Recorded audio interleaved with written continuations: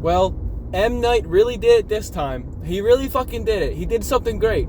He made one of the worst fucking films I've ever seen in my life. You know, there's 3 films in my life that I classify as the worst I've ever seen, okay? And you can hate my list, I don't give a fuck, but you'll understand my list soon. It is Hypnotic, Cocaine Bear, Snakes on a Plane.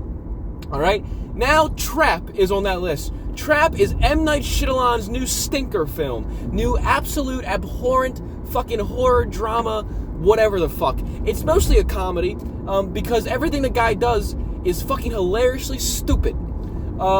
People, you know, here's how I talk about this film. Here's how I was explaining it to my buddies. It seems like M. Night Shyamalan watched American Psycho and was like, okay, what if I gave him a daughter and wrote it in a week? Because that's the fucking work I felt that got put into this. A week's worth of fucking work. It's so badly written. It's so poor. The fucking dude is like I said, hilariously fucking dumb. They think it's so smart. They try to take itself so seriously the entire time, and every moment it does just falls completely flat. Like, I don't want to spoil anything right now. I'm going to go through the first, couple minutes of this and not spoil anything. I'm not going to say any spoilers. I'm just going to try to talk about the movie without giving too much of a thing. But I am going to spoil it eventually. So if you want to just skip to the good part or talk about how bad the movie is, you don't have to watch it. Do whatever. Also, welcome back to Shitty Movie Reviews. I haven't done one of these in a while. I haven't uploaded in a while either. It's been 2 weeks. So here you go. This is the first one. It's me talking about a shitty fucking movie while wearing my Rat Boy hoodie. So what can I say? Like I said, it's really dumb. It's really cheesy. It's really boring at most times. And it's just undoubtedly hilarious, the mistakes that get made and the plots that start to come up and all the twists. There's 20 different twists in this movie. Usually there's only one big M. Night Shyamalan twist, and there's a couple little mini ones that bit up there. But there were 6 really huge ones in this that just all seemed to kind of backtrack the other ones. They never really followed through on anything. When one twist would happen, another one would happen, and just be oh, okay, so now I'm watching this movie now. Now this new thing happened, and now I have to understand it. There's a lot of scenes in this movie that something will happen, but you won't get to see it happen. It only shows you the guy looking at the thing and being oh, I can do something with this, and then it shows you him doing it. It never shows how he gets there, what his plan was, how he figured it out, how he knew it would work, the steps and the stuff he takes to get behind the counters or get the cards or get the tools he uses to keep pushing forward. You never see that part. You never see the beginning. You only see the ending part of it. Okay, you never see the beginning or the follow through. And I think it's because M. Night Shyamalan wrote a couple of these scenes looking at it, and he was okay, this could be really cool. I can do this. I'll put one out that was in the fucking trailer. If you haven't seen the trailer, you're an idiot. So here's one in the trailer. There's these bottles of vinegar or olive oil in a fryer, right?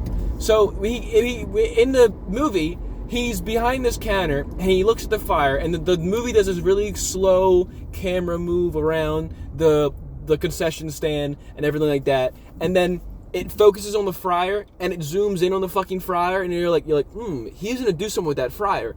But how's he gonna get back there? He has no uniform. He has nothing. I guess he could talk his way, but you can't really talk your way back into food prep unless you have qualifications or you know what you're doing, or you're a manager or something.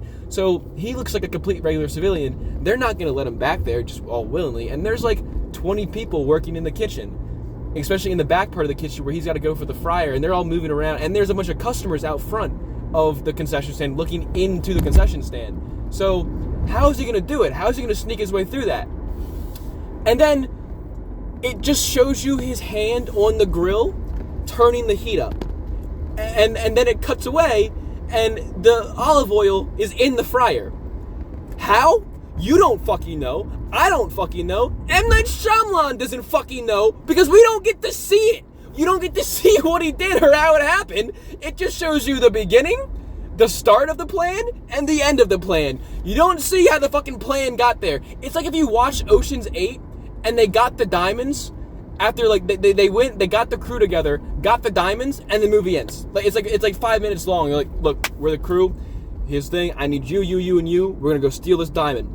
And then it cuts to black, and then it cuts away, and then the next scene is the guy, George Clooney, I think is in the movie, maybe think of Ocean's 11, Ocean's 8, Ocean's 11. They're the same thing. One's just with women. And then it cuts to George Clooney holding the diamonds. And he's like, all right, good job, crew. And there's a couple people missing. There's a couple people. One dude has his arm cut off. And, like, there's a bunch of, like, blood everywhere. And George Clooney's like, may have been tough. We did it. And you're just sitting there like, well, how'd you do it? Like, how did it happen?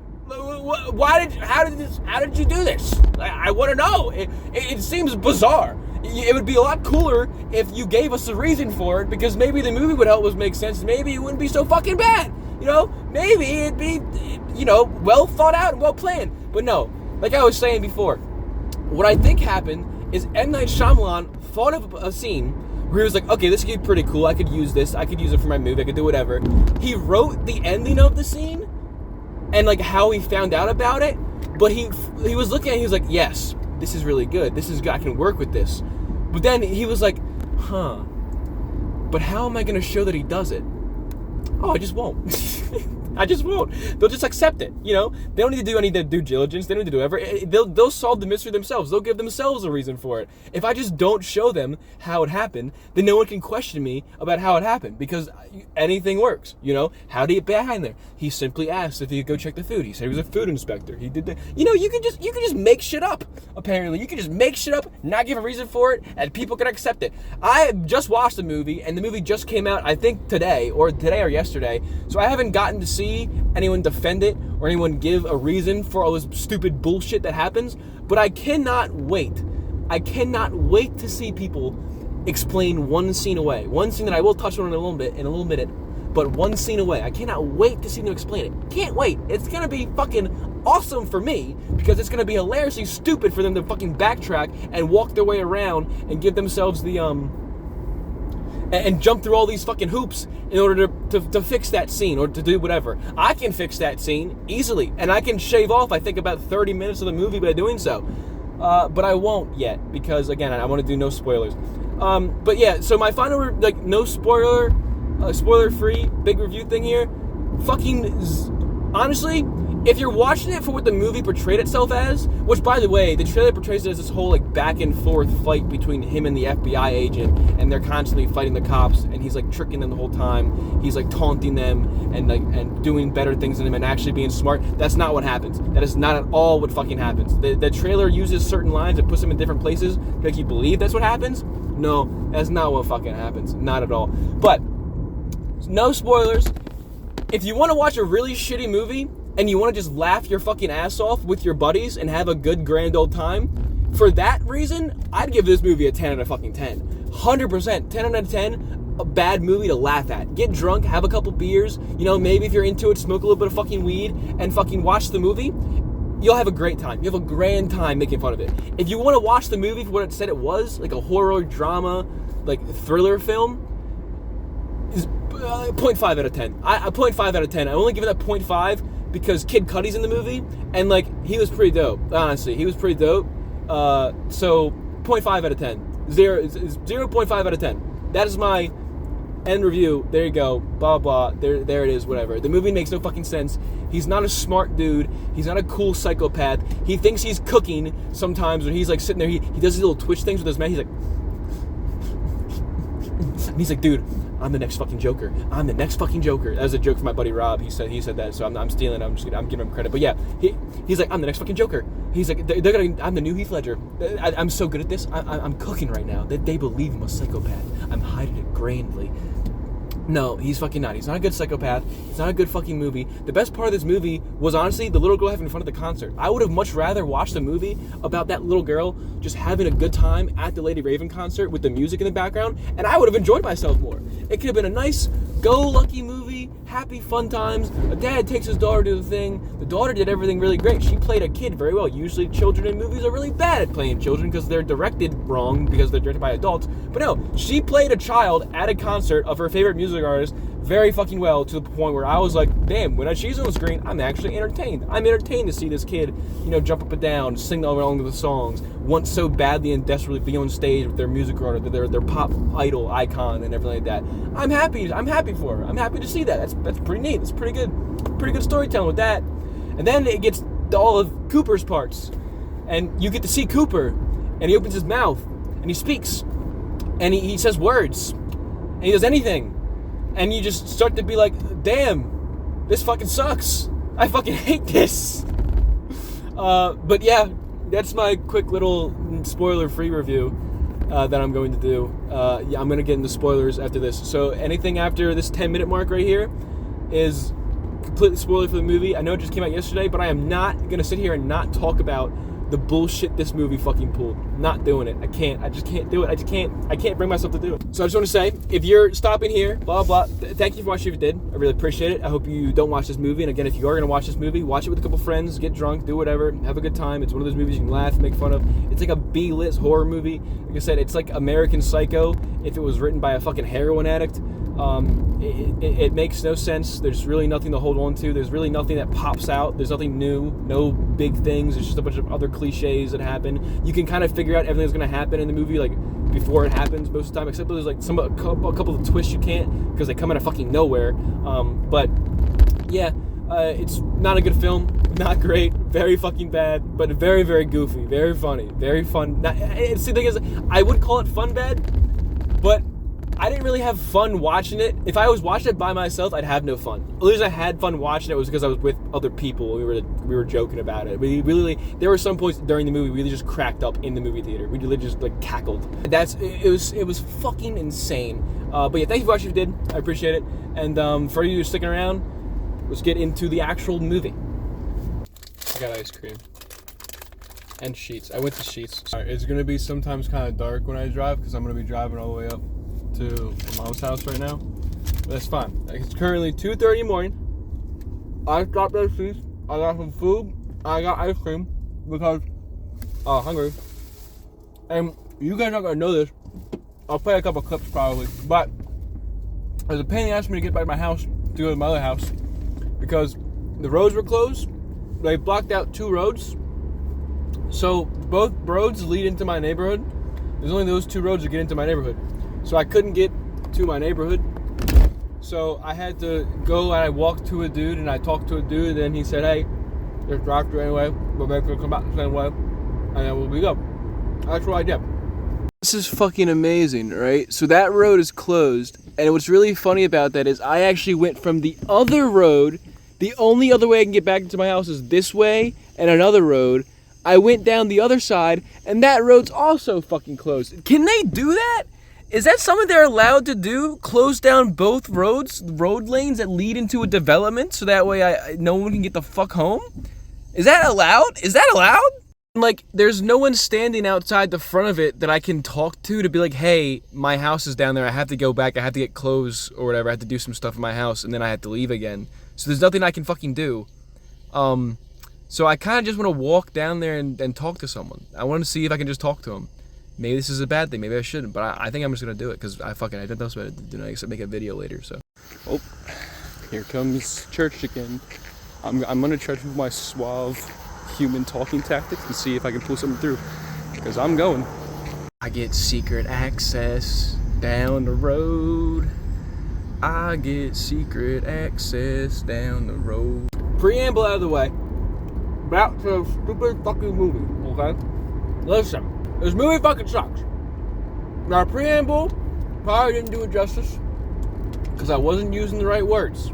I don't know the right words to use. I'm an idiot sometimes, okay? There was no battle of wits as it made it seem. There was no smart characters as it made it seem. There was technically only one smart character, but you barely get to fucking see her anyway. It was a stupid FBI profiler, and if you've seen Criminal Minds, you know those FBI profilers. Those FBI profilers can be pretty fucking good. Okay, if you've seen Criminal Minds, and you've seen anything about Criminal Minds, you know the FBI profilers, they usually get down pat. I know if that's how it works in real life, or it's just in those TV shows in the movie. But they're smart people. They can pinpoint down a guy just from a little description and usually get the guy. She's like the only smart person in your fucking film, but she's only smart because she has to be. She already caught the guy. She already knows who it is when the movie starts. She doesn't figure anything out. She just already knows, which means by definition or by proxy, she has to be the smartest person because she already figured out the thing of the movie she needed to figure out to get to the point the movie took place in. So you can't really call her smart because she had to be. But she was the smartest out of all the people. But I want to just start off by saying, I didn't realize until I just looked it up, but I think the movie had like a $50-60 million budget, right? And I think a lot of that went to the concert. I didn't know this when I was watching it, because I guess I didn't do my research this time or whatever, but the girl at the concert that sings at the concert, what was her name? Raven? Bad Raven or something? Angel Raven? Something Raven. Why am I blanking on it right now? I think it was Bad Raven. The girl at the concert, Bad Raven, she's M. Night Shyamalan's daughter. I don't think it's the same one that wrote Watcher, that stupid movie with the fairies and shit, where they're locked in a cabin in the middle of the forest, and they're getting watched by these fairy creatures or whatever. I don't know if it's that one, but this one is a music producer. She makes music. So a lot of this film is based around the concert, and a lot of the first part is just showcasing the songs and showcasing the music. So, and it's pretty high production value concert stuff. Like, they had different, they have background dancers, they have effects, they have different costumes, different sets and everything like that. So I'm pretty sure a lot of the budget went to the music thing. And now that I've realized that this is just like a glorified film of M. Night just trying to shill his daughter's music to people, and I gotta be honest, I didn't think the music was that good. Maybe I just couldn't hear it because me and my buddies were sitting near closely to the theater, like through the big screen, and it was blasting my fucking ears. But I didn't think the music was that good. I didn't even think the music was good when Kid Cudi got on stage, or when the fucking Walmart Jesus fucker got on stage. I didn't think it was that good. Fucking Weird Al Yankovic, bitch ass motherfucker. I didn't think it was that fucking good. Sorry. As I gotta say though, the music was better than the movie. The movie was shit. The music was alright. Alright. Starts off as like a really cool family dynamic thing. Like, the concept is really cool. This serial killer dad takes his daughter to a fucking concert because he knows his daughter really likes it, and he's got the money for it, so he gets her tickets right up close to the concert. It's really cool. It's really sweet. The daughter is very nice, very cute. Plays the daughter thing really well. Plays this pop icon, obsessed fan very, very well. We shut the movie off with like her singing a song, and you're like, okay, I get it. She's singing all the lyrics, and like you know the dad's a serial killer. If you know anything about this movie, you should already know the dad's a serial killer. If you go into this movie not expecting that, you're a fucking idiot. I'm sorry. Then you must have seen literally nothing about the movie until you watched the movie, which I don't know how. There was advertisements for this fucking thing everywhere when I saw and everything.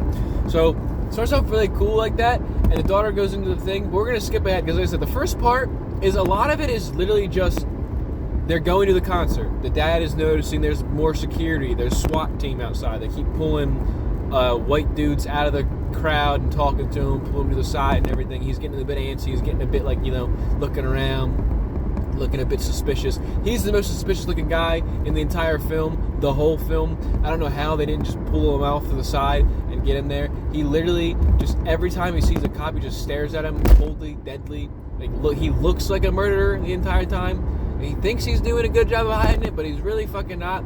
He would be He would be spotted like, instantly if this was real, I believe. He's like looking at all the cameras on the sides, staring at them, like looking into them and everything. And then him and his daughter eventually go into the concert, and the concert starts. You have like these guys named like where the bee's knees or whatever. The bee's knees start, or like Bob's knees start off the concert. He starts talking to his daughter, and then he leaves once. He leaves like 4 times before the movie actually starts to pick up. It starts to pick up the second he throws a girl down the stairs. He tosses her like she's a fucking slinky. Just throws her right down the fucking steps and shit. That's when the movie really starts to, like, I guess, pick up. I don't know. Nothing much really happens in the film the entire time. But, so they're sitting there. They're going back and forth. He's kind of bored. He's doing whatever. Then his daughter wants to go buy a t-shirt. Now, this is the part of the trailer where we get a guy. I think his name is Jamie. We meet this dude named Jamie, and he's the t-shirt vendor. And it turns out he's also a really big fan of the Butcher. And no, not Billy Butcher. I'm a big fan of Billy Butcher. I love Billy Butcher. If Billy Butcher was in this film, I think it probably would have been really great. He would have been like, "Oh, you're right, cunt. You better let me get that shirt, mate, or I'm gonna fucking take my fingers, put it up your bloody nose, and make you fucking sneeze so your brains come out. Oi, yeah, he would have done some cool shit like that. But no, the butcher is the serial killer. His name is Cooper, which I will refer to him as Cooper for the rest of this, probably. But the butcher is the serial killer's name because he like cuts people up, does whatever. And I want to point out one thing before I keep going on. If you're gonna do a horror drama thing like this, make us be afraid of the killer. Like the movie kind of makes it seem like you want to root for him in the end. Like he's kind of the good guy.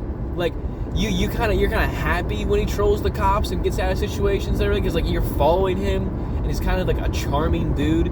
So it keeps kind of like portraying like you're supposed to be rooting for him or something. But if you're gonna do a thing like this and we know it's the killer, at least make us afraid of him or make us be like, oh, he's graphic, he's gruesome. We see like 2 pictures, both of covered up bodies, and then we hear about what he does, and his name's the Butcher. In the one picture, you see a bunch of different body parts strewn everywhere, and like you're like, oh, that's kind of weird. But like, come on, Em. Like, if you're gonna make us watch a serial killer, at least show us what the killer does to the people that he kills.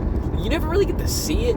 Never really delves into like how he goes about it, what his MO is, and stuff like that. It's never like it touches on it at the very ending. He mentions to Bad Raven, is it Baby or Bad? I'm gonna keep calling her Bad Raven. He mentions to Raven that he goes for the ones that think they're hiding everything okay, but in reality they're broken, but they think they're hiding it really well. So he goes for the people like that are putting up a face or something. That's how he picks them, he says. But it's not mentioned till the very fucking end of the film. And by the end of the film, you'd think the film would have ended by 4 times. Like they draw this movie out a lot. A lot of it is very, very drawn out, very long for no fucking reason. A lot of scenes can literally just be cut. Like literally, this one part I'm gonna get to near the end. It can just, if it happens the right way, it just ends the movie, and you don't need to watch like the last 30 minutes of it because they're fucking useless. But as I said, they meet Jamie, and this is part of the trailer where they want the shirt, but there's only one shirt. And then the entire time up to this point, the movie did a really good job of like showing you things. Like it showed you that the killer was kind of tweaking. It showed you that he was kind of like on edge. It showed you that him and his daughter have a good relationship. Like the way they talk, the way he tries to help her out. He's trying to get her to open about school, open about what her problems are, trying to help her and do whatever. It shows you until you get to Jamie. This thing happens where his daughter wants a shirt, but the same girl next to her also wants a shirt. And then she's like, well, I was here first, so I should get it before her. And Cooper's like, let her have it, sweetie. She clearly wants it a lot more. We'll get you another one later. And then the daughter, she plays, she's like, you can tell she's sad, but she's like, okay, Dad. And then Jamie's like, you guys are a great family. You're a good dad, I can tell. You're great. You guys are fantastic. Love you all. You're very sweet, very wholesome. You know, not phoning it in. You know, not putting any fucking pressure on anything. You know, not making sure that we as the audience know he's a good family, because they can't just keep showing us that. They have to fucking outwardly just say it. Because after they say it this one time, they say it fucking constantly. It happens all the fucking time. But Jamie talks to him about the shirt, and then Cooper calls Jamie over to the side, and he's like, hey, Jamie, can I ask you a question? Dude, what's up with all the fucking like security guards, all the cops and everything? You know, what's going on?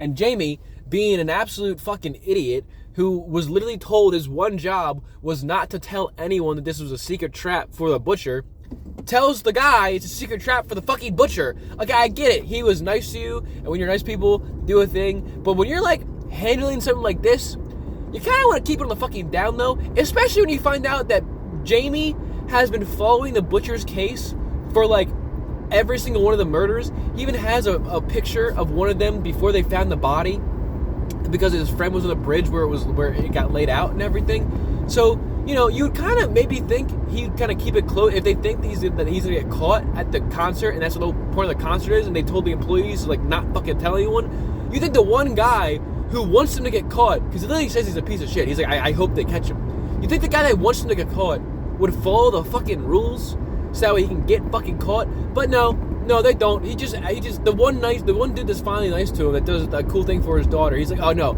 he's trustworthy. I can trust you with fucking everything. And it gets way fucking worse afterwards. So he tells him, he's like, they're looking for the butcher. They're trying to find that serial killer guy's been going around cutting people up and doing things. And this whole thing is a big trap. And Cooper just like, really? It's a trap? Really?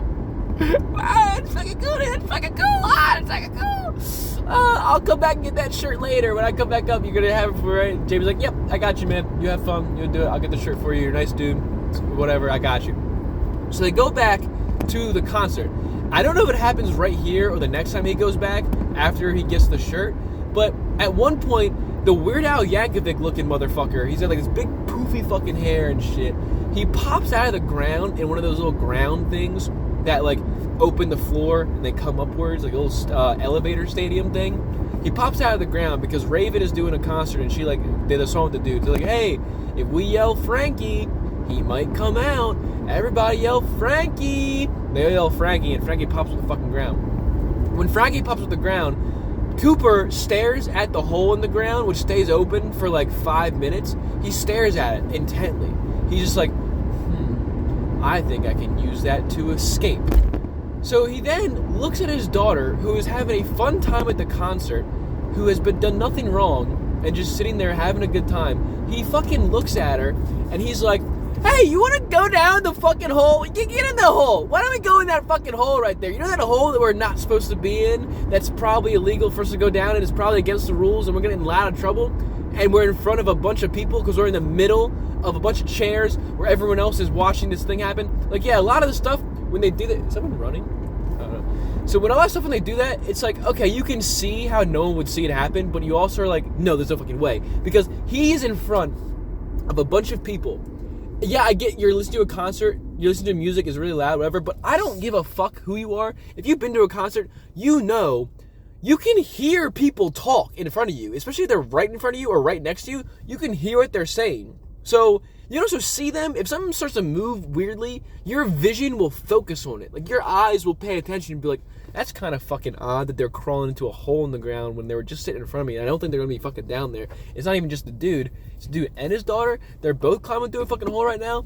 That's kind of sketchy to me. Maybe I should go tell somebody. You'll see that stuff. Like, you don't just do that and have nothing come about it. So in the middle of the crowd that he's in, and when I mean middle, he's literally in the middle. Like, his seat is in the middle of people in front of him, people behind him. So they're like close to the fucking stadium, so I guess it's a little too loud, even though music, like, it only gets too loud when you see her. Whenever you get to the scene where you're with him, it's not loud at all. But there's certain times in this movie where he'll like fucking hear something where he probably shouldn't be able to hear. He's like fucking super hearing, like he's fucking Homelander or something and everything. Like he's like fucking super hearing. You can hear it through fucking walls and shit. It's crazy. He's like looking at this fucking hole and he's talking to his daughter. He's like, let's get in the fucking hole. You want to go down there? They can have like costumes, tunnels, backstage. You know, why don't we go do that? Why don't we get in the fucking hole? Let's just jump in this hole. Come on, like, get in the hole with me. He really wants to get in this fucking hole. But his daughter's like, Dad, no, we can't do that. Are you fucking crazy? Are you stupid? Like, we'll get in trouble. No, just let me enjoy the concert. He's like, you're right, fine. Doesn't matter. I'm just tripping. He then goes back to Jamie to go get the t-shirt and to get more information about something. So then Jamie, being the smartest fucking theater worker of all time, is like, oh, I was just about to run to the back of the store. I'm gonna get it for you. I'll go get it. Just wait right here. I'll go get it for you, and I'll come bring it right back. He was small, right? I'll get you a small, and we'll be good. And Cooper is like, why don't I go with you? You know, why don't you take me backstage with you into the employee place, and we'll go get it together, so I can help you out or whatever. And Jamie's like, okay, that's fine. Even though they have special cards that they need in order to prove that they work for the people, and they have special fucking code words. We'll get to that in a fucking second. They have special code words they need to say, that they gotta check IDs for everyone, and no one leaves the building without getting their fucking ID checked or something. They have all this bullshit, the rules that they need to follow to keep everyone contained, to make sure they don't lose the butcher. Jamie is just like, yeah, you can come back to me in the employee part. Sure, why not? Okay. So they follow him back into the employee section to get the shirt, and Jamie can't lift the box, so it's heavy. So the butcher picks the box up just fine. Oh, you're so strong, man. That's cool. You're like Superman and everything. And then he hands the butcher a fucking X-Acto knife, and you're thinking, oh, he's gonna fucking kill him with it. He's gonna use that X-Acto knife later. He can use that later on. That's gonna be important. He's got a weapon or whatever. No, he gives it the fuck back to him. He just gives it. He gives the one thing that could be useful back to him. He just hands it back. He's like, oh no, here you go. You can take that. Take it back. Just give me the shirt. Blah blah. But then he starts talking. He's like, so the butcher, huh? That's what they're looking for. That's kind of weird. All the people, and then Jamie keeps going on and running his fucking mouth. Yeah, they gave us a special. There's a whole meat and everything. We had fucked this FBI profiler. They got him down to a T. Apparently, said he was a white dude. Probably has, a complex OCD, stuff like that. And we saw earlier our character did have OCD because he moves his hands weirdly. He does little things with the steering wheel, and then when he touches things, he's got OCD. So if you didn't know by now, it's him. It's definitely fucking him. If you didn't know by now it was him, he fucking goes into a bathroom. Yeah, the first time he leaves, he goes to the bathroom just to open his phone on a camera he has, where this guy named Steven is in a basement chained up. His next victim is in a basement chained up. He goes to the bathroom to look at a fucking phone where it's playing that live and everything, which that also comes back up later. But yeah, so he was like, yeah, they gave us secret little code words. They gave us a whole meeting. They told us a walkie and everything. We got cards and everything. It's real uptight, real secure. So, Cooper is just like, what's the code word? If you don't mind me asking, I don't want you to get in trouble. And Jamie's like, nah, it's fine. The code word is Hamilton. So he just gives it to him. He just fucking tells this random civilian that was nice to him the fucking secret code word they need to say in case they think they found the fucking butcher. Are you fucking joking, man? That's the best way to write plot conveniences. Just make them not convenient. Just make one dude just exposit it all into the fucking thing. And then Jamie shows him the photo that his friend took of the body. And in this scene, Cooper looks at it, and Jamie thinks he's getting squeamish because he has like a reaction to it. He's like, oh, I didn't mean to make you squeamish, blah, blah, whatever. No, Cooper's like horny. Like he's looking at it and he's like turned on by the picture, obviously, because some murderers do that bullshit or whatever. There's also this one thing that the FBI profile mentions where he probably had was abused by his parent, like his mom was really mean to him and did whatever. And you start seeing this old woman. He sees like this old woman flashing around his thing like a fucking mirage or something in the desert. And then he's to be like, okay, that's probably his mom. It's probably his mom and everything. That's probably gonna come back later. Not really. It really doesn't, and everything. But then Jamie gives him the fucking code word, and then Cooper runs around. And he gives the shirt to his daughter. Actually, he doesn't give the shirt to his daughter because he's got to go do some nefarious shit real quick. He's got to start making his plan come to action and get out of there and start fucking with the cops. So the first thing he does is in the middle of the steps, he sees like a drunk woman or like a sick girl. And in the middle of a public area where there is people walking right behind him, and keep in mind, they have the entire place surrounded by cameras. He pushes her down the fucking steps. All of these things, by the way, are in the trailer. Every cool thing he does to try to evade the cops is in the trailer. You can see all of it happen in the trailer. The cooking oil in the fryer, the pushing down the stairs, the stealing of the walkie-talkie. You see all of it. He pushes this girl down the stairs in front of a bunch of people, and he doesn't make sure anything happened because of it. He pushes her down the stairs and then leaves and walks away, and nothing comes of it. People just scream, and he walks away all cool. He's like, dun, dun, dun, dun, dun, and the music kind of picks up, but nothing happened. Okay, you distracted a couple of police officers. Oh, and by this time, he also stole Jamie's key card to get into the employee-only zones that you have to scan to get in there. He stole Jamie's key card while Jamie was talking to him. He pickpocketed him. So he has this little key card. And this is important for now because, like I said, he distracts these guards. And then he goes to try to find an employee place that he can go into and enter. And he enters one. The one he enters is full of fucking SWAT team members. They're fully kitted out, full guns, everything. Completely SWAT. There's probably 20 guys in there. And one dude, one captain's giving out the description of what they think the butcher is and who they're looking for. So for that, he's yelling, he's keep in mind, this is Steven. He was a teacher at this university. He has a family. This is the people that we need to save. These are the heroes. We don't need to be protecting the butcher. We need to fucking stop this guy because he's going to kill this fucking dude. And Cooper is just in the back in a fucking corduroy jacket and a fucking lined sweater vest, differently colored lined sweater vest, just watching this happen, watching them speak. And I want to point something out. The last time we saw a scene of an employee entering a back room, right away, 2 SWAT members stop him, ask for his ID, ask for the card, and they pat him down, they do whatever. They do their due diligence to make sure he doesn't get through. They don't fucking do it with Cooper. Apparently, Cooper's just got that fucking suave words. He can just talk his way out of it. They don't need to ID him. He just looks like a nice guy. He looks like a genuine person, just like Jamie said. So we don't need to ID him and do whatever, because he fucking walks through all of them at one point. He's going through. He doesn't have a uniform on. Every other person at the fucking theater has a fucking uniform that proves they fucking work there. This regular-looking civilian, creepy, suspicious-looking motherfucker walks through there, no uniform. No one stops and questions him at fucking all. Like, they don't. He goes to turn around, and there's 2 SWAT members coming in right where he just exited. So he starts to walk through the SWAT people, the whole group of SWAT guys. He walks fucking through them all to a coffee maker to go make himself some coffee so he can blend in. And then next to the coffee maker, there's that other picture I was talking about where there's a body all cut up, covered in white. You don't really see the body. You see like a little bit of blood on the side and white tarps covering the body parts. There's right there. And he stares at it because he's like, oh, I did that. Oh, yeah. And then some cop is like, hey, excuse me, sir. Excuse me, sir. While look at this guy suspiciously looking at the fucking photo, he's like, excuse me, you know where they keep the sugar? And he brings up this stupid excuse. Oh, Barry must have stole it all. And then he opens the cabinet, luckily fucking finds a box of donuts and a fucking can of sugar. Here, take my secret stash. Like, you had a fucking secret stash, and not even like a small thing of sugar. It's those fucking sugar things with a little flap on it. You just pour out, and all of it just goes in and swirls around. Take my secret stash. And he smiles, and the cop's like, thank you. And they fucking move on. They fucking move on. Like, and he asks her, like, how did they know all about the butcher, if you don't mind me asking? Oh, we have this FBI profiler.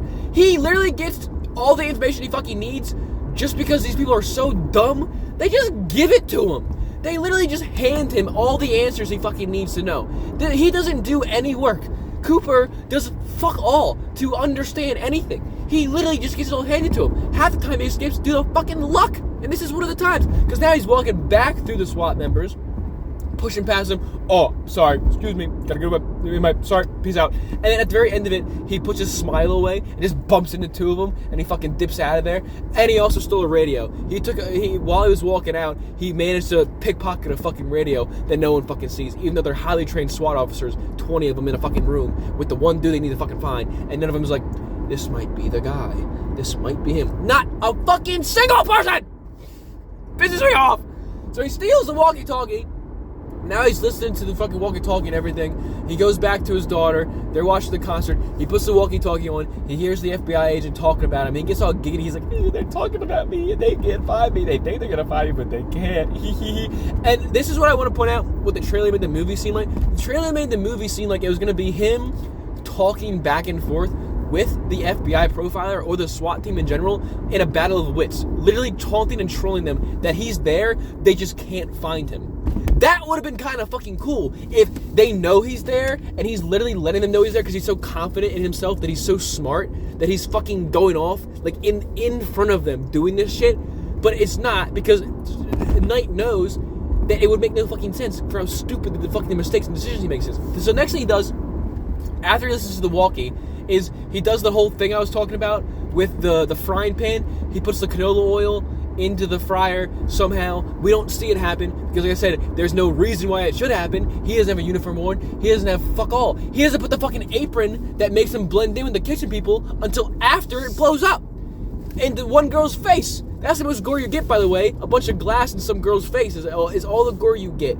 Because, you know, it blew up in her face, the canola, and she just kind of sat there and stared at it. As she realized what it was, she just kind of looked at it for like a couple minutes and let it blow up in her face. She didn't like duck, move, or yell, scream. She's just like, blah! Ah! That's what happened. Again, all you see is his hand turn the knob. You don't see how he got back to turn a knob. He didn't just reach over to do it. The fucking thing's in the back with other people cooking food. It makes no fucking sense. It's so fucking stupid. But then, afterwards, he's like, oh, I distracted the 2 cops by the roof access. Now I can gain access to the roof. And he goes and he gets on top of the roof. And he's walking on the roof, and he's all cool and it's all fine and dandy. And then he sees 2 SWAT guys leave the roof.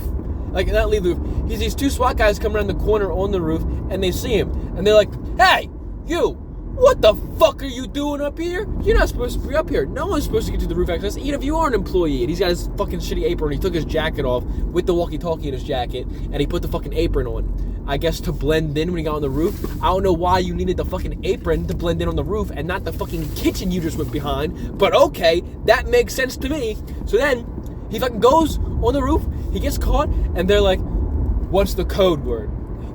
Hamilton, obviously, because if you remember, Jamie just slipped up and fucking told him what the fucking code word was, because he's an idiot. So he's like, Hamilton, obviously. And then they say, where's your identification card that we gave you during the meeting? And he's like, oh, fuck. And he's gonna get caught now. He's gonna get caught. There's no way he can get out of this. There's no way he can talk me out of this one.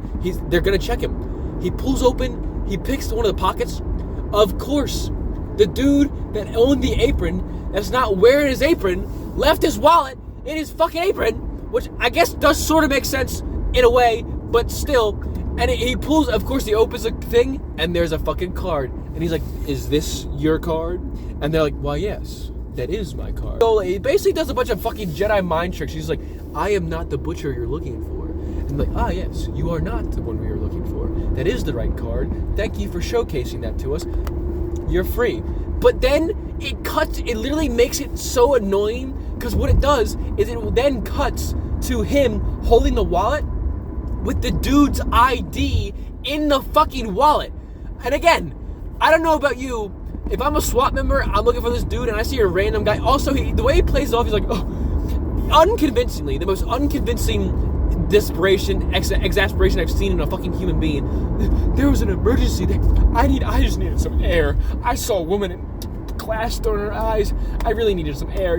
There's an emergency down there. I'm so sorry. And then they ask him the questions. They do whatever. But then, like I said, it shows the ID in the wallet. But if I'm the SWAT guy, I'm not just asking for the card they got during the meeting and the code word. Because, if the butcher is so smart that they fucking, that they know this, and the woman keeps saying he's an intelligent dude who will play you and lie to you and, use his good nature to mess with you and everything to get off, I'd ID the motherfucker.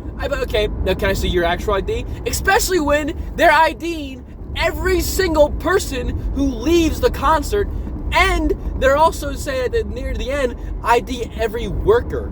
They do that, but they only do that at the end when the FBI agent realizes he could have snuck in as a worker. That's when they do that part, not when it would have made sense, because the dude's the luckiest motherfucker in the fucking world. He's luckier than the one bitch in season 4 of Flash, whose power is literally luck. He's luckier than her! So, he's fucking sitting there, and he's got the ID, and then he leaves, and there's another part I forgot to mention, where he thinks, another guy gets arrested because he tries to run because he thinks they're there for him, because he's got a bunch of DUIs or warrants out or whatever. So he tries to run away and he gets stopped, but they stopped him at the perfect moment, because there's another plot line where the daughter's friend, I forget the daughter's actual name, I think it's Mackenzie or something, I'm just going to call her the daughter.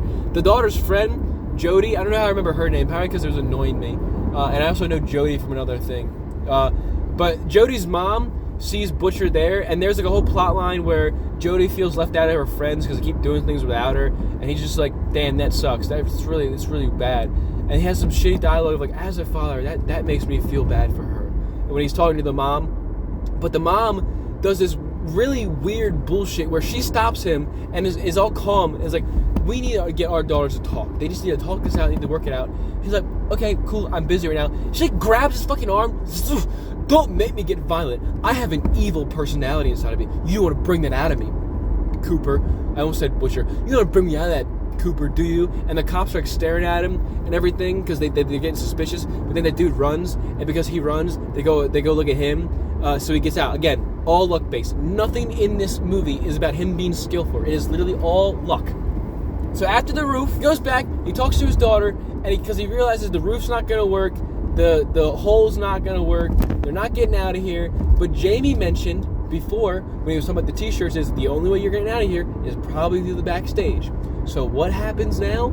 The daughter, miraculously, now just mentions, after all his other options are lost and he can't do them anymore, they mention that there's this thing called the Dream Girl, or the Big Dreamer, that Raven will pick someone out of the crowd at every concert and bring them up on stage, and then take them backstage and like let them come up on stage and dance, sing a song with her, and do whatever. And he's like, I have Mr. Krabs, I have an idea. And his idea is to go talk to M. Night Shyamalan, who is the Stan Lee of his own fucking movie franchise. He's in every movie he's in. M. Night has a character in the movie. Well, this movie, he's playing one of the people who work with Raven and run all her stuff. So he goes back and he talks to him. He's like, hey, you guys work for her? Yeah, it's cool. It's a good concert. Look, that's my daughter right there. She's having a good time. You know, my daughter actually has leukemia. She just actually beat leukemia, cancer. Yeah, she did. No, it's okay. It's okay. She's fine now. She's all good. Is she here jumping around, having a good time? Like someone with leukemia would do, right after they beat it, like a couple weeks ago, like I just said. You know, it would really make her day if she could, like, do some things. I just want you to know she had leukemia. I'm sorry I put that on you. I'm sorry I put it all on you. I'm sorry. I'm so sorry. You know, and of course, he's the first and only person at the concert to think of going up to this fucking dude with a sob story trying to get their kid on stage. Because guess what? It fucking works, mate! It bloody works!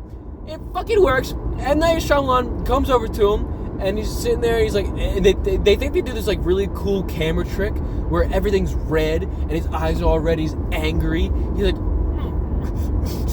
I'm gonna escape. I'm gonna get the fuck out of here. But then it cuts away, and there's no red light. The fucking stage is bright white, and it's all lit up, and he's like a couple, I'd say probably like 200 feet from the fucking stage. So where's the red light coming from to begin with? But M. Night Shyamalan just goes, hey. And he fucking tells him, do you want to go meet Raven? Do you want to go backstage, little girl? And she's like, oh my god, yes I do. Oh, I'm so happy. Thank you, Dad. Thank you so much. Thank you for lying to him that I had leukemia. But he makes sure to mention to the dude, she doesn't like to talk about it. Just don't bring it up. Don't bring up she has leukemia. We just know she does. So then they go on stage and they meet the general assistant girl, and she's like, so what you're gonna want to do is when she's done this number, just go stand right there on stage. You have a good time. You'll sing. You'll dance. Just follow her lead. Blah blah whatever. And this is what is a really sweet moment. The daughter is clearly very happy. She says she's scared, and the woman says, once you hold her hand, you won't be scared anymore. And so his daughter goes on stage. She sings with Raven. She has a very good time. It's a very sweet moment. She's just happy. She keeps looking back at her dad like, look, Dad, I'm on stage. Everyone's loving it. It cuts to the people, her friends in the crowd see her on stage, and the mom and the kids are arguing because that's, I guess, what people do, because she's just jealous that she didn't get up on stage and that the mom wasn't as cool or whatever. And that doesn't really matter for the grand scheme of things. I think that was just there for like an extra added comedy bit or something. But yeah, that happens. So then she's on stage, she's singing, she's dancing, she's having a good time. I didn't want this to go over like 40 minutes long, but I guess it fucking is, because I can't really help it. I'm making the video. I wanted to explain all the bad parts about this movie. I'm just explaining it. Everything I'm saying happens in the film. We're not even, and guess what? We're not even halfway fucking done. Because like I said, this movie draws on way too fucking long. He should have been caught like 3-4 times by now. But he's not. What the fuck is it? Amber waves coming. The motherfucker is like, they're all backstage, and then then we see Kid Cudi. We see motherfucking Kid Cudi, which is where also the budget went from. Yeah, Kid Cudi's in the movie. Why is Kid Cudi in the movie? I don't know. He doesn't do anything. He doesn't have an overarching point to the plot. He just sings a song. He's apparently Raven's idol, who like helped her get to where she was at and everything. So she brings him out on the stage. He sings a bit, and then later on, he gives Cooper a gay stare. He does like a little to his fucking Cooper, showcasing that Kid Cudi's also gay in this movie and everything like that.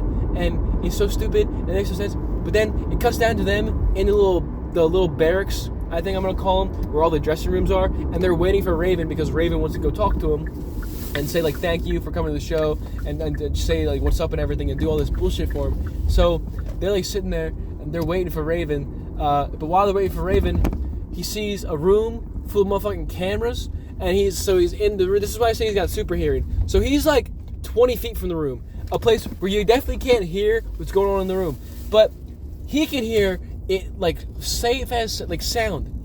Not sound. He can hear it like they were talking right next to him or something. Like all he does is he just kind of like leans forward a bit. He's like, what are you saying there? And then he understands everything they're fucking saying in there, and it's fucking stupid, and it makes no goddamn sense. And he's not fucking Superman. He's a fucking psychopathic murderer, so he shouldn't be able to do that. When did I get 2 sandwiches? Did I get 2 sandwiches? Oh, they're 2 halves of the same sandwich. So, where I was at is I was almost near the ending part. And the part that I really, really fucking hate. The part I really, oh my god, it literally made the movie so bad. So, keep in mind, this entire time, the culmination has been him trying to hide from the cops. He's been trying to leave, he's been trying to evade them, he's been trying to make sure they can't find him, because he doesn't want to get caught, and it was the best way for him to get caught, is if they know that it's him that is the butcher. If anyone knows it's him. So, of course, he makes the smartest decision in the motherfucking world. He asks to speak to Raven alone, while Raven's speaking to him and his daughter. He asks to speak to Raven alone. Because, like, you probably heard about her condition. Right in front of the daughter, by the way. He like, whispers it, I guess. But it's kind of loud. He's like, I'm sure you heard about my daughter's condition. I'm just wondering, can I talk to you for a minute? She's like, oh, yeah, I'm going to go talk to your dad real quick. I'll do whatever. And she brings him back into the dressing room privately. And then he brings up, do you know carbon dioxide is like a poison, but it's a poison your body wants. Your body craves carbon dioxide. It wants it. And just like her, we're all confused. What the fuck are you doing? What are you saying? What does any of this fucking mean? And then he fucking shows her, Raven, the pop star that his daughter came to see, the world famous icon in this reality. He fucking shows her his phone, the one with the dude named Steven trapped in the basement, and he says, if I press this button, if you tell anybody that you see this, I'm going to press this button, and carbon dioxide will fill the room, and he'll die. And it'll be your fault. He'll die, it'll be your fault, blah, blah. See, I'm tricking you. I'm making you feel guilty about letting me kill this dude, so you have to take me in your limo. Because he goes to leave out of the basement, and when they go to walk, there's a security checkpoint at the door that he has to get out of to go to his car. And the woman's like, it's just a security checkpoint. They'll just check your ID, ask you a couple questions, you move on. Here's the funny thing. It all worked out for you so far, Cooper, you fucking bastard. You got lucky every other fucking time.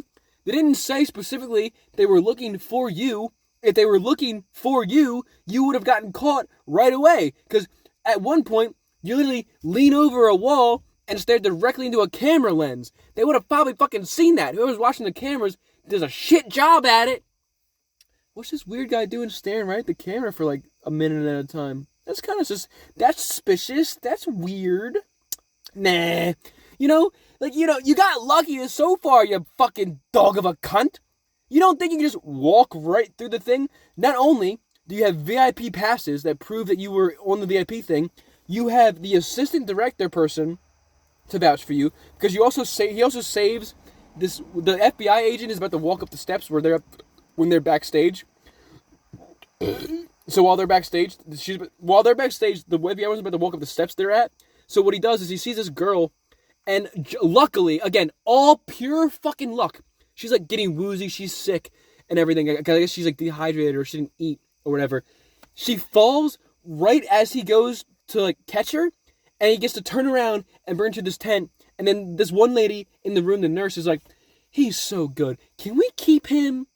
So you have people to vouch for you, people to help you get through. You can probably talk to your sister and be like, look, my daughter, she's like, she has that thing on the spectrum where she doesn't let people touch her. She doesn't like be around large group of people. It's only me. And like, with the leukemia and everything, it's tough. You could have talked your way out of it. You could have spoken your way through it. But no. He sees the security checkpoint, and instead of using his smarts, his fucking wisdom that he's supposed to have, he fucking walks into Raven's room and shows her the video of the dude. Here's what's wrong with that, right? Now you have to kill her. Because if you don't kill her, she knows what you look like and who you are, and they can just go back into the cameras, find your goddamn face, track you down, and find you. You just made the biggest mistake of your fucking life doing that. Now that the one person who's a pop idol, who they will definitely miss, who everyone just saw went into the room with you last, you were the last person to see them, and this part gets worse with it, you have to kill her. You have to. You can't let her live. You just showed her that you're the murderer they've been looking for. What is your plan now? Did you think this one through? You have any forethought whatsoever fucking ever? No, you fucking didn't. You're an idiot. And then Raven, and I'm sorry to say this might sound really harsh, really bad. It's kind of like the trolley problem. Why the fuck does Raven care that Steven's gonna die? You're looking at the dude who this entire trap was set up for. He's got one dude trapped in a fucking basement that he can kill with a push of a button on his phone. Yeah, sure, whatever. He already murdered and mutilated, horrifically apparently, 13 other people. You have him right in fucking front of you. It's not your fault if Steven dies. Yes, I guess it is, because if you say anything and you go to the cops or you go whatever, he's gonna press the button. I'm sorry, boo-hoo, get the psychopath off the fucking street, dude! You're a regular civilian. You don't know anything about this bullshit. You're being threatened with another person's life that you don't even know, care about, or do whatever. If that was me, I'd be like, police, he's in here. Because guess what? He's fucking caught now. You got him. And maybe they can get in there in time before he presses the button. He's holding the phone in front of your face like this. Smack the fucking phone out of his hand and then yell for him. There's so many things that could have been done differently at that part that just aren't. Raven gets sympathetic. She's like, I don't want to be at fault for someone's death. So she takes them in her limo, right? Well, now you gotta kill the fucking limo driver. And you made it even worse for yourself because, like I said, now you're in the limo. Everyone sees you guys get in the limo with her, including the SWAT members, meaning you're the last person she was in the limo with, meaning if she ends up dead, it has to be you. All signs point to you. You're gonna get caught eventually because of this. And you gotta kill the limo driver, because the limo driver knows that you're there, so now you gotta kill 2 people.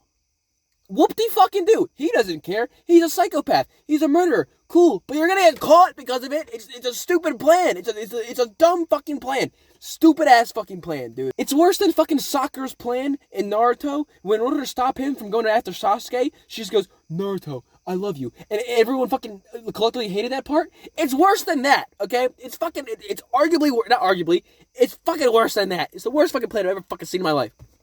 So he does that. They get in the limo, and then he's like, you can just drop us off here. So you're gonna let her go? You're gonna just expect her to say anything? You're gonna just think that she's just gonna be okay with this? Okay, fine. Even though, like I just pointed out, you can't do that, because if you do that, she's gonna tell people, and that she knows your goddamn face. What are you gonna do now? What's your goal now? Oh my fucking god. Oh my fucking god. But then Raven tries to pull some big game plays. And this is probably the one smart thing someone else does in the movie besides the FBI girl. She says to the daughter, can I go to your house? Can you take me to your house? Okay, new angle, same goober. I'm going to continue where I left off. I now have to be a little bit more quiet. I can't get enraged like I was before while I was driving because people are sleeping in my house. And it'd be very, very bad if I did. So, what are you doing, Trixie? There's a cat over here. You can't see it. She ran away. But so, where's that at? Okay, so Raven pulls some big brain moves. She was like, hey, can I go to your house? I should look at the daughter's name before I started this, I can remember it. So she looks at the daughter, and she's like, can I go to your house? Why don't I go to your house? You know, I can play you a song, and we're friends now, we can do whatever. And Kenzie calls her mom right away, and is like, Mom, please. By the way, this is the first time I think we ever hear about the mom at all. I'm pretty sure everyone assumed he had a wife, but this is the first time she's like mentioned or talked about it all, which is kind of neat, because especially when the twist comes in at the end.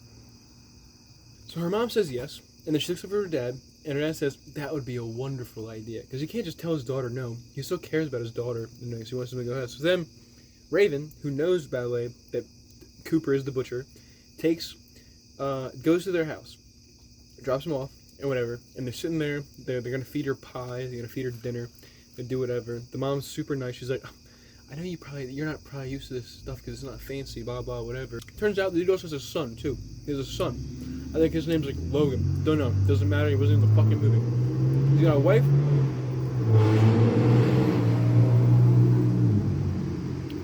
He got a wife, and he got a kid. So they're sitting in the house. She's eating the food, and at the very end of it, she's like sitting there. She's talking to everybody. Raven brings up to the mom. They're like, the mom starts asking her these like questions. She's like, "Oh, I hope my daughter wasn't a bother. Thank you so much for taking care of her. How is it like performing at concerts?" And Raven says, "Well, this concert was a little odd." And they ask her why. "Do you know about the butcher?" And she goes to explain, "Well, my concert was actually a thing for the butcher. We're gonna trap him down and do whatever." And the mom's looking at the kids like, "I don't want them to hear that." Like, you kind of feel bad for them in the moment because, okay, a lot of people say it does ring true for M. Night Shyamalan. His concepts work. It is a really cool concept of a movie to do this with. He's just not the person to write it. Okay, so what I think he should start doing now is come up with ideas that are cool, and then give them to people who can elaborate on them and make them better. Just make them good, you know. Give them to people who aren't just going to sit there and throw darts at a board and be like, yes, I have to do this. Get them to people who actually know how to write a story. But Raven is sitting there, she's telling about the butcher. She's like, yep, he killed 13 people. It was a trap for him. We were all trying to trap him. This is his description. He's probably got PTSD. He's probably got mommy issues. He's probably B as a kid. He's got PTSD. He's got OCD. And then I was so expecting, because at this point I was so done with the film. After he showed Raven the video, I was so done with it. I knew nothing was going to make sense anyway. That I was so done with it. I was really expecting them to go do that cliche thing of, "Cooper, that sounds just like you, doesn't it?" And then everyone just laughs it off. And Raven. So then Cooper starts to be like, "Well, maybe you should get out of here. You're going to get going, blah, blah." And he starts like cutting her off, trying to get her to get out of the fucking house because he's scared because she's like spilled the secret to his wife and his kids. But then Raven, big brain move, says, "Can I play you a song on that piano over there in the corner?" And the mom's like, "Our piano? You want to touch our piano with your famous hands?" No, you couldn't touch our peasant piano with your famous hands. Treat like she's some fucking godsend or whatever. But they eventually let her, and she tells Mackenzie, who I'm pretty sure is her name, she tells her to come sit next to her. Now Mackenzie puts her phone on the ground, and as she puts her phone on the ground, Raven takes the phone and slips into her pocket. This is important for later because she will do nothing with it at all. And this is my big pretentious thing with the movie, and I'm probably going to put my parents up, but I don't fucking give a shit. It's so annoying, and it's so bad, and it literally makes the movie one of the worst fucking things I've ever seen in my goddamn life. So, then, Raven, she starts playing her song, she starts doing whatever, she plays the song, they sing the song, they have to have that whole last bit of the thing to showcase, look, my daughter can sing. Cool, M. Night, we get it. Your daughter's more talented than you. She has an actual talent, and you don't. So, then, Cooper is sitting there with his phone like this, because the whole time, every time she does something, he pulls his phone out, threatening her that he's going to press that button, which, again, I still don't really know why she cares so much when she had the guy in the palm of her fucking hand. He came to her. He came to her and literally said, "I'm the guy you're looking for." You had it. You had everything you needed, everything you fucking wanted. It's like the trolley problem, except this is logically, you give it up. They could save Steven. Like I said, you could get there in time and do whatever. But no. Steven gets saved. Just wait till you figure out how he gets fucking saved. So she sees that he has his phone out, and then she stole Mackenzie's phone. And the reason she stole Mackenzie's phone is for this stupid thing. Not to use it, not to like call the cops or do whatever. Or like text and Mrs. Text or do something else. She took it so that at the very end of her song, she could ask, "Hey, do you want a selfie?" And then the daughter can't find her phone. So then she quickly yoinks the phone out of the father's hand, which proves my point that she could have did it before. She could have just yoinked it out of his hand when they were in the dressing room, or like made a struggle so he couldn't press the fucking button. But no, she yoinks it, and then she says, "I have to go to the bathroom." After she clearly yoinked the phone out of the hand, and no one questions this. No one questions at all why she took the phone out of his hand and then ran to the bathroom right away. No, the mom's not even like, "Why would you take my husband's phone to the bathroom with you?" and everything. That makes no fucking sense. No one says anything. It's just an accepted thing. A lot of the stuff in this movie, like I said, are never explained. You just have to go. You just have to accept it. It's like people talk about this movie and be like, when you go to watch this film, you need to suspend your disbelief because a lot of stuff's not explained. But it's a really cool concept. No, it is a cool concept when done correctly. So she steals the phone and she goes into the fucking bathroom, right? And you would think, in a locked bathroom where no one can get to her, she has ample time. She literally has like 5-7 minutes of free time in the movie's timeline. You would think, what do you, before I finish this, what do you comment down below if you got this far? If you watched this far, thank you, I appreciate it. I don't know why the fuck you're here, me rambling about a movie, but comment right now. Pause the thing, comment after I say this. You have the killer's phone, the one thing he can use to trap the guy in a carbon monoxide death gas chamber and kill him. And you also have his daughter's phone, and you still have your own phone. You're now in a bathroom, a locked bathroom, where they think they're going to the bathroom. He's banging on the door, and you can hear his wife and children screaming at him to calm the fuck down. Meaning they're not like on his side fully. They're trying to calm down, pull him away. They're not letting him go to the door. And you are in there alone, with ample time. What do you do? What is the decision that you make? Okay? Now we're going to play a game of Kahoot here. I'm going to give you 4 options. Do you A, call the police? Do you B, go out of the window that's in the bathroom so you can escape to your limo driver and go say something to him? Do you C, say you took a laxative pill and you got the runs? Or do you D, start a fucking live stream? Well, if you said D, you probably did it because you heard the anger in my voice and I said the F word with it, and you'd also be majorly correct. She starts a fucking live stream the entire time. I'm literally in the theater. I'm sorry for the moviegoers, or if you're watching this, I'm sorry for the moviegoers that had to listen to me yell this, but you have to understand. Sorry, I'm scratching my balls. Sorry for the moviegoers that had to hear me say this, do whatever, but you have to understand, the movie broke me internally. It made me almost have a fucking brain aneurysm, okay? She fucking starts a live stream. She has ample time to start a live stream on Instagram, let, I think it was 200k fans join the live stream right away. There was no downtime, no in-between of waiting for them to get there, right away, and then talk to said live stream to try and get information out. So what she does when she goes to the bathroom originally is she has the phone with Steven on it, and apparently he can talk through the phone. He has it all set up with like a Ring doorbell. He can talk through it and shit. So she asks Steven, she says, hey, where are you? What do you remember? I don't know. I was gagged and I had a thing over my head, but I remember a statue that was broken about a lion, blah, blah, this, that, and the third, explaining where he might be and giving her a location.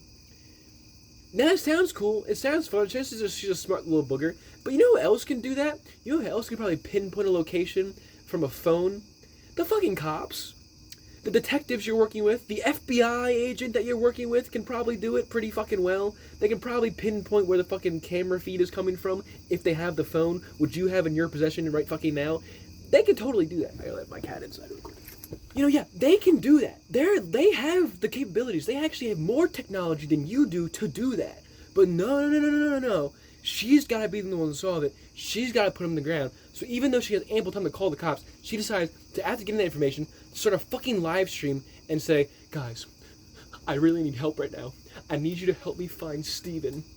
He's here. He's by a statue. Do you know where a statue is? A broken lion? Please let me know. She reads the comments. Whoever just said that, please do this. Please do that. Please, I need you. Please. She's begging people in the live stream to find this guy if they're in San Diego or something.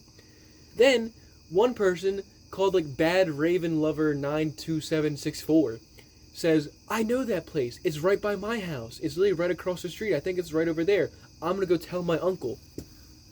Then, literally, not even a minute later, silence from outside the door. The dude apparently locked his parents in their daughter's room, and then he unlocks the door using a master key for the bathroom, unlocks the door, opens it, and is like, who are you talking to? What did you do? What did you say? Blah, blah, blah. Who's that and the third? And then he checks his phone, and Steven is just fucking gone. Even though it was literally a fucking minute in between, Steven's just gone. Apparently those people were like the fucking Flash, dude. Fucking Quicksilver came in, scooped him up, took him right the fuck out. It's an insane leap of logic that she just started a live stream, found one dude that fucking thought they knew where the killer was, and then everyone went off her goddamn word, broke into this fucking house, and saved Steven in under a goddamn minute. But again, I want to point out, you know how all of this could have been solved? How it all could have played out completely differently, and you could have just got out of there, and he would have been surrounded, and everyone knows because it was you and you're a famous fucking pop star, and they know that you were also part of the trap that was stopping the butcher? Call the fucking cops. You have 3 phones. You have more than Kevin fucking Gates, dude. He only had 2 phones, one for the hose and one for the business. I don't fucking remember the line, but was it Kevin Gates? Oh no, that was Kevin Gates. But you know what I'm referencing. You had 3 phones. You could have called the cops in any of the 3 of them. And guess what? Eventually, when she texts her driver on her phone, she texts her driver to call the police. They get there in like fucking 3 minutes flat. They get there so quickly. So he breaks into the fucking bathroom. He sees her. He sees what she does. He then gets her out, and he takes her to the car. He takes her to his wife's car because she was right. He did drive a black darker car because OCD people tend to drive darker cars because they think it makes them more clean or something. I don't know the psychology behind it. But she then does this stupid fucking bullshit, which I'm glad the movie didn't let work. Because if the movie let this work, I would have honestly, I would have just fucking, I would have cut off my foot in the theater and sent it to M. Night in Mail and said, make a movie about this. Make a movie about someone cutting their foot off and sending it to people or something. I don't know, but anything would have been better than that. So she gets in the car with him, and as she's in the car, she looks over to him. She's like, what exactly does she say? You listen to me now. Enough of this foolishness. She says something like, Cooper, be a good boy. You're hurting me. Don't be brash now. Or something along those fucking lines. She's like, you don't want to hurt mommy. And he's like, stop. I know what you're doing.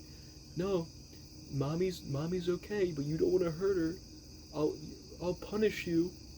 She's trying to psycho fuck with his head, with his mommy issues, and act like his mom, and be like, you have to let me go, Cooper. You're not a bad boy. Don't be a bad boy. Don't be a bad boy. Don't be. And I'm pretty sure this is just M. Night Shyamalan's fetish coming out, which is weird to say, because that's his daughter saying that. But that's too few and far fucking between. I don't think this guy would be against making his daughter say some fucking sexually explicit things so people who have fucking mommy issues can start nutting in the fucking theater so they think his movie's good or not. Fucking sitting there jerking off, wasn't a fat fucking cum shot. Oh, don't be a good boy. It doesn't work. He literally says, stop, I know what you're doing. I hate my mom. I am a monster. Blah, blah, stuff like this. He opens the garage door. And when he opens the garage door, his wife, daughter, and son are outside the garage. Dad, what are you doing? And then he just mumbles to himself, there's a tree by your room. We climb in the tree. Must keep the lives separate. Must keep the 2 lives separate. I gotta keep the 2 lives separate. The 2 lives can never connect. He then lets Raven get out of the car slowly. She opens the door slowly. She gets out of the car, walks over to the family. He gets out of the car. He says, Mackenzie, pick up your bike or something. Do your homework. Pay attention in school. Don't worry about those kids at school. It'll all work out. You're a nice girl. Honey, the water heater guy is coming. Don't buy a new one. It works perfectly fine. And then to the little boy, he says something that I don't fucking remember or care about. And then he shuts the garage door, and he walks back inside. As he does this, all the cops start to surround the house. This is when the SWAT team comes up and they surround the house and do whatever. And instead of storming the house, where I guess they think he might have a gun, but later on you find out they were planning on just shooting him on sight anyway. So instead of they're all surrounding the house. Instead of storming the house and busting in, guns ablazing, or all armed and everything, these fully kitted up SWAT people, the FBI agent comes out. She's like, all right, swarm the house, surround it, blah, blah, don't do anything. We'll go in a minute. They protect the family. Raven drives off. And actually, wait, I can't say that part yet because it's part of the thing. They're sitting there, like, move the family to a safe location, blah, blah, whatever. And if it seems like I'm losing energy, it's because I am, because I don't want to fucking talk about this movie anymore. I've been doing it for like an hour now. I told myself I wasn't going to do this again. I wasn't going to go in depth of an entire movie that I disliked again and make a long ass fucking video, but I fucking did it again because I keep on saying I was just going to quickly explain everything, but you can't quickly explain anything because the things lead into the other stuff, and I need other people to understand how bad this fucking plot was, how fucking abhorrently stupid so stupidly written it was. I need people to understand that. So I need to go in and everything. But I didn't want to. I didn't want to do this. God damn it. I guess somehow one of the SWAT guys got into the house and he took them down because they go in. There's a ladder that they say leads to the neighbor's garage or the neighbor's house or something. He built like a little tunnel under his house to the neighbor's house. There's like hidden behind a little cubby in the wall. And he takes out one of the SWAT guys, because then you see the Raven goes to her limo, and then one of the SWAT guys come up, and they're like, hey, you got to get out of the car. I'm going to be taking over the limo from now on. I'm going to drive it around. You know, I'm SWAT. Rules are rules. Orders are orders.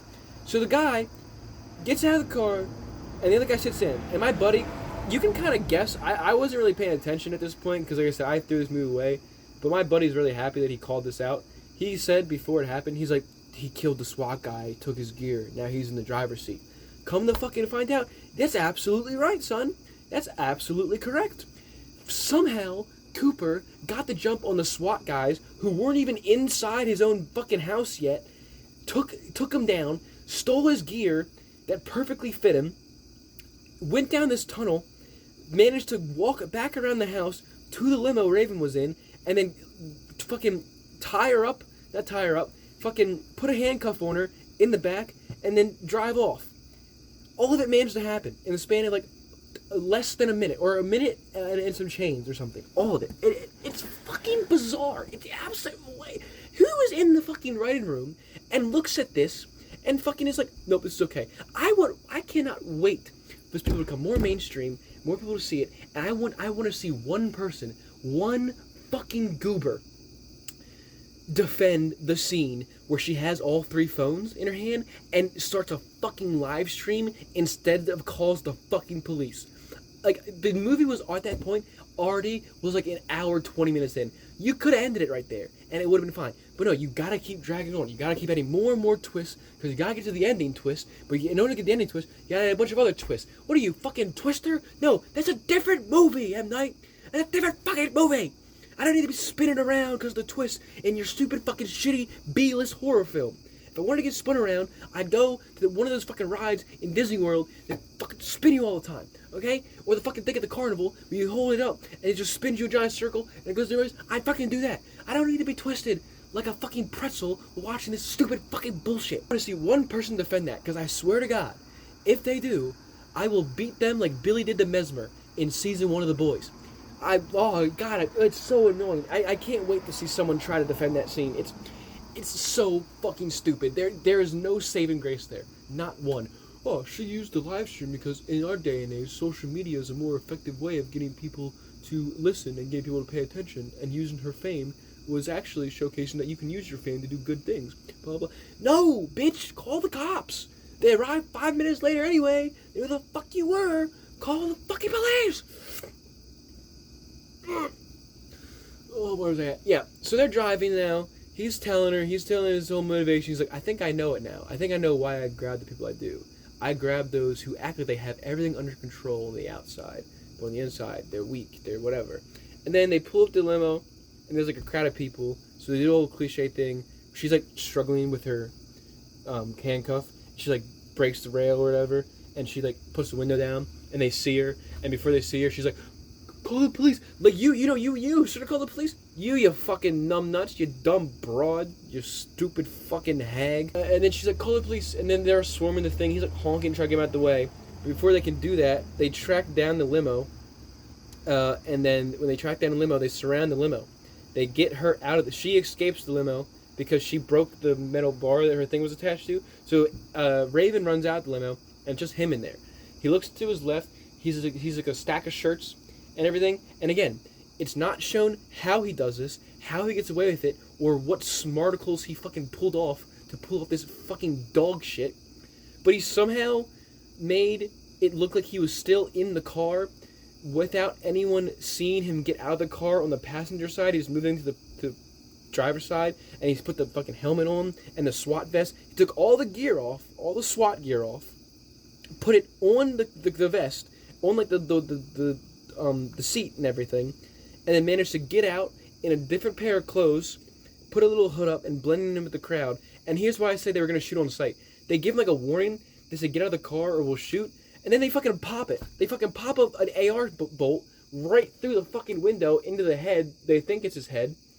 But oopsies daisies, it's not his fucking head. He just set up a whole elaborate plan. You just activated my trap card, you fucking goober. It wasn't me. It was a helmet.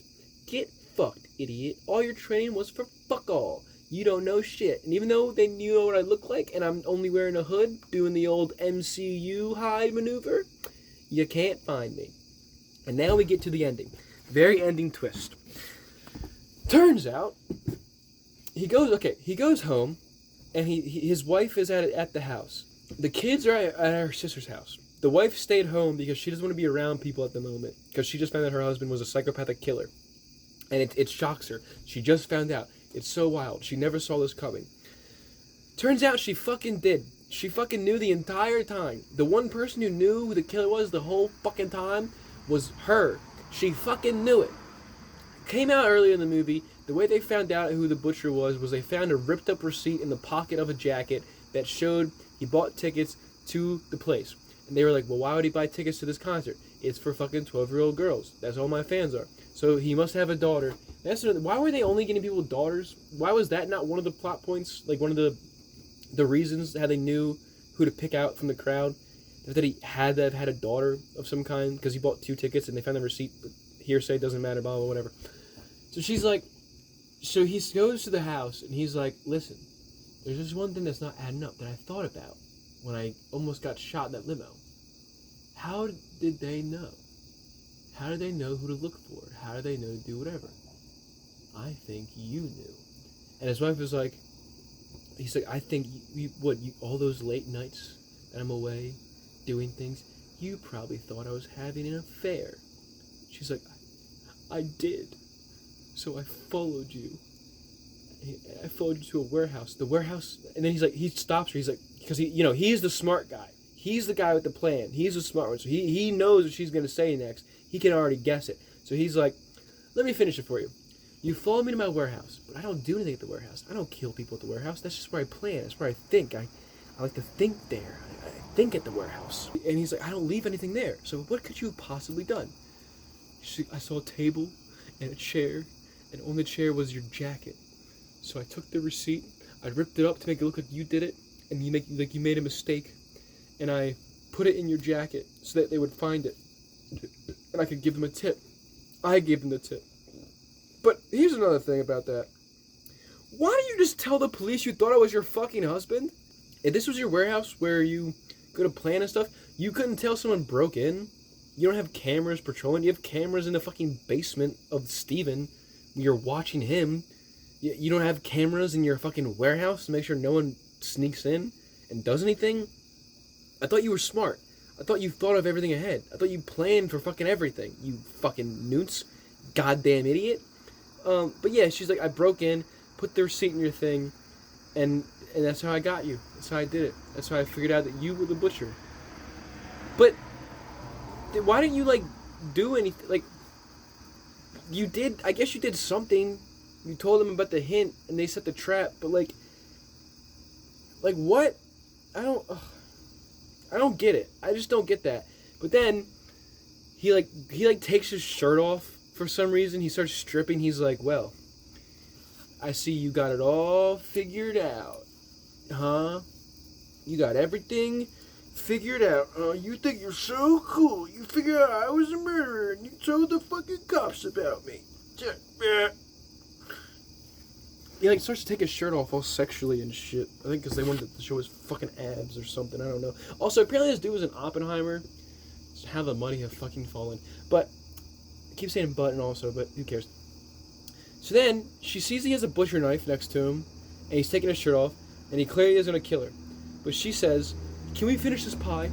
It was for Mackenzie's birthday. It was to celebrate. There's only 2 slices left. Can we please finish this pie? And instantly, in my head, I was like, the pie is poisoned. The pie is fucking poisoned. They put poison in the fucking pie. Come to find out, there's poison in the fucking pie. couldn't have fucking guessed. Could not have fucking guessed. There was nowhere in my mind where I knew that was gonna happen, even though I just said I knew it was gonna happen. There's no shot. No way. I didn't know the way it held the camera shot on the cake. The fact that she only wanted to do the cake the last time. And then, like, why would you let her? I don't know. He even says, like, I'm gonna finish this in 5 bites. And I think he does. I think they kept continuity with that. I think he does finish it in 5 bites. But during the 5 bites, he looks at her. He's like, all I feel is anger. I feel rage. I've never ever felt this before.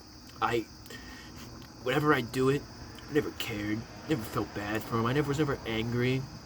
But now that I know you betrayed me, all I feel is rage. And I don't like this feeling. I hate this feeling.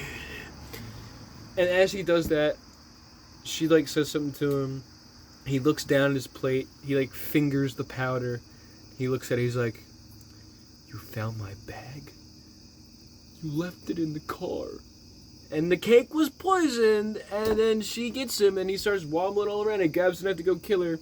Which, you still could have just grabbed the knife and just went, and, like, fucking murdered her. But, you know, he didn't want to do that, I guess.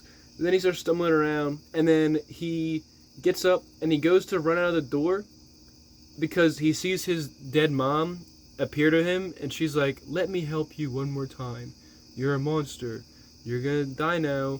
Blah, blah, blah. She's, like, in the door frame of the door. So then he goes to, like, kill her and, like, attack her and everything. And then when he does that, he gets tased by these 2 officers that were waiting there for him. They just go... And then, at this point, I left the movie theater. I had to go take a really important call that was way better than the movie. So I left the theater to go call someone back and everything. So I didn't stay for the end, but I looked at my buddies. I was like, look, it's probably the end now because you just got caught and it's over. Because I wouldn't think they would make, like, sequel bait or make us, like, kind of think that he's going to escape because, you know, the whole movie, he's portrayed as, like, this evil super serial killer that we shouldn't root for, even though the movie kind of wants us to root for him, I guess. But I was like, just tell me what happens and everything else. So what happens at the end, from what I was told, was after they tase him, they arrest him, they go to put him in the thing, but before they go to put him in the thing, his OCD kicks in. He sees his daughter's bike on the ground. He's like, can I please go? Can I go fix that? Can I move that? And they let him do it. They let this psychopath that they've been chasing for, I can only assume, is probably months, like, off their hands, without cuffs, I'm assuming, to go fix a bike? Why? Like, why are you letting this guy off, like, more than any other fucking criminal in the world? I see people throwing the fucking ground because they said the wrong thing in front of an officer and they took it as aggression. They fucking tossed someone on the fucking ground and made their eyes bleed and shit. I've seen people beg to give their family a hug one last time as they're going away for fucking the NRA tax they forgot to pay. And the cops just, like, fucking put their gun stocks in the back of their fucking head, put them in the goddamn thing. You know? But no, this psychopath has killed 13 people, and we should keep him under lock and key and under a watchful eye and not let him do anything that could possibly help him escape. Let's let him fix his child's bike. You're fucking stupid. Not only is he dumb the entire movie, but the cops are also inherently stupid the entire fucking film. So then he grabs the bike, and apparently he took off like a thing from the bike, like a spoke wheel or some bar thing or whatever. So when he gets put in the back of the police cab, he starts to pick his lock with his hands. He starts to pick it, and then he laughs. And then as he starts to laugh, the movie ends. And that's how the movie ends. The movie ends with him basically showcasing he's going to escape somehow. He's going to get out of there.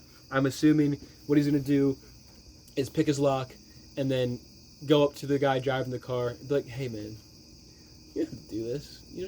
You chill. We're chill. You know, we're buddies. We can do whatever. It's fine. It's dandy. It's whatever. Just dab me up, you know, whatever. And, like, charm his way into getting the dude to drop him off in, like, Mexico or something. Or go kill his wife finally or something. I don't know because, like I said, the movie never shows us anything about how his brain works, why he does what he does, what makes him tick, how his smarts work, the way he thinks things through. Never shows us fucking any of it, you know? It's not like MacGyver, where when you watch MacGyver, you get to see MacGyver look at everything in his head, it highlights it, and then it points it out to us, and then we see what he uses to make the thing, and it kind of makes sense. It's just nothing. You get to see nothing. You get to see absolutely fuck all. You don't get an explanation for fucking anything. There's nothing to explain. It draws on way too fucking long. It's all fucking stupid, annoying, and dumb. Everyone makes mistakes the entire time. They can easily be fixed with something. And I get, you need to have mistakes so your movie can movie. But you shouldn't make them super dumb. At least make the people kind of smart when they do them. So you kind of be like, oh, okay, I can see how they messed it up. Or I can see how he got away with this one thing. No, you don't see that. They legitimately don't show it to you. You can't see how he does anything because they don't fucking show you anything. This movie does nothing. It is nothing. It is by far the worst M. Night Shyamalan film I've seen, and one of the worst fucking films I've seen in general. Specifically because the fucking cop thing. Literally, why did she not call the fucking cops? Who in the writer's room sat there, wrote that down, looked it over, had other peers look it over, and it was like, yep, that's the one. This is the one. This is the script. This is the one we're going for. This is the final draft. This is what we're going for. $50-60 million budget, people. $50-60 million budget, all blown on fucking concert effects and Kid fucking Cudi. Oh my god. This movie was bad. I hated this movie.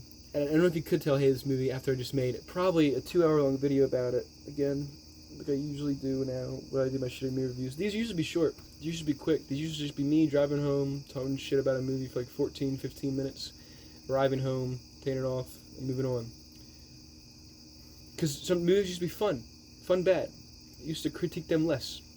I used to not go in there expecting... I expected garbage. I didn't expect a fucking landfill, alright? So, yeah, you know, I wanted to talk up a lot about it. This was a spoiler one, so I hope you guys enjoyed it if you did. I hope you watched it. I have nothing else to say now. I think I did all of it throughout the explanation, hopefully. Hopefully it all made sense. Hopefully I didn't miss anything. I don't think I did. It's weird. It's weird. I can usually tend to remember more stuff about bad movies that I see rather than good movies that I see. Like, when I watch a good movie and I generally enjoy it, I can't really talk about it later on. But when I watch a really shitty movie like this, and I want to talk about it later on, I remember basically everything about it, everything I need to remember. Because I don't know why. I like to shit on things. I like to shit on things. Is there a problem with that? Is there a problem with that? You know, maybe there's a problem with me. But all I know is this movie was garbage. And I've heard of so many people, every time I bring it up now, like, oh, I wanted to see that. I do whatever. And my instant reaction is no. No, you don't. Don't watch this movie. Do not. And like I said it before in my spoiler-free one. If you're going to watch this movie, watch it with a couple buddies while drinking, doing whatever. Because I kind of want to watch it on shrooms. I think watching it on shrooms would be pretty good. I'm gonna ask my buddies to do that if we can watch it on shrooms. But it's just not good. There's nothing to really write home about. I can't think of a positive thing for this movie except the little girl being all cute about how much she really likes the pop star. Like, that's portrayed very, very fucking well, I think. That's the only thing that I can fucking think about this movie that was, like, good, that I enjoyed. I legitimately would have watched the movie all about the little girl going to a concert. I thought that would have been way cooler. Every time the guy opens his fucking mouth, the movie goes bad. But every time the girl starts to talk, she's like a caring, genuine soul who is just in love with a pop icon. You know? She's also the only person in the movie that starts to think there's something wrong with her father. She's like, Dad, are you okay? You look weird. Is something wrong? No one else does. He's the most suspicious looking guy in the entire film. He's always looking at the cops, staring them down, staring at the fucking cameras, doing the little twitchy thing with his face. He literally looks like a suspect of something the entire time. And he's the only one that's never fucking stopped. It's fucking crazy. It's so stupid. It set itself up as this mind-bending manipulation thing where it's a battle of wits and a battle of brains between him and the FBI agent. Because in the trailer, like, when he puts the walkie thing on, that's when he says, "You're looking for me." But then in the movie, he says it to fucking Raven in her fucking dressing room after he can't walk through a goddamn security checkpoint, even though he probably definitely fucking could. It's so crazy what the trailer made this seem like and what we actually fucking got. Like I said before, it's like M. Night watched American Psycho and was just like, I can do that. I'm gonna do that, but better with a little bit of difference. It was fucking insanely stupid. It was insanely horrible. It was very, very fucking bad. I just don't think it's a good movie. I said it before, 0.5. 0.5 out of 10. 10 out of 10 for fun, bad film to watch while drunk, hanging out with your buddies. But, that's probably my cue. I gotta go to bed soon. Speaking of trash, it's a trash truck. It's trash. It's trash. But yeah, I gotta go to bed soon. I'm watching Deadpool Wolverine tomorrow, which I've heard is actually a very good film. So I'm actually excited for that one. So I'm watching Deadpool Wolverine tomorrow with my brother and everything. So I'm gonna go do. I'm gonna go to bed so I can get rid of that and then go to work afterwards. But thank you for watching if you did. I really appreciate it. I appreciate you sticking around long enough to see me ramble about this movie that I hate, this really shitty movie that I had to watch. I didn't really have to watch it. I did choose to watch it. I was excited. Like I said, I wanted to watch it. I thought it was going to be a stinker. I just didn't know how bad it was going to smell. But yeah, thank you for watching. I appreciate it. Appreciate all the views. I appreciate all the support recently. It's been great. Even though I haven't uploaded or done anything recently, I know I've been kind of lacking. I want to get back into it, but then I do stuff like this. And then, you know, I just got to be in the mood, I think. I'm going to say it one more time. Thank you for watching if you did. I really appreciate it. And thank you for watching if you did. I really appreciate it. I think, like I said, it's great if you got this far. If you did get this far, at the end here, comment your favorite M. Night Shyamalan movie. Because I want to go through all of his movies, and I want to find one that I genuinely like. Because so far I've seen a couple of them, and I haven't really enjoyed any. I'm not a big fan of his. I have a big name for him called M. Night Shyamalan, because that's all he makes to me. So yeah, comment your favorite M. Night Shyamalan movie, and I'll check it out to see if I can finally find one that I actually like and I actually enjoy. But other than that, I think that's it. Bye. Abracadabra. I'm about to reach in my bag, bro. Abracadabra.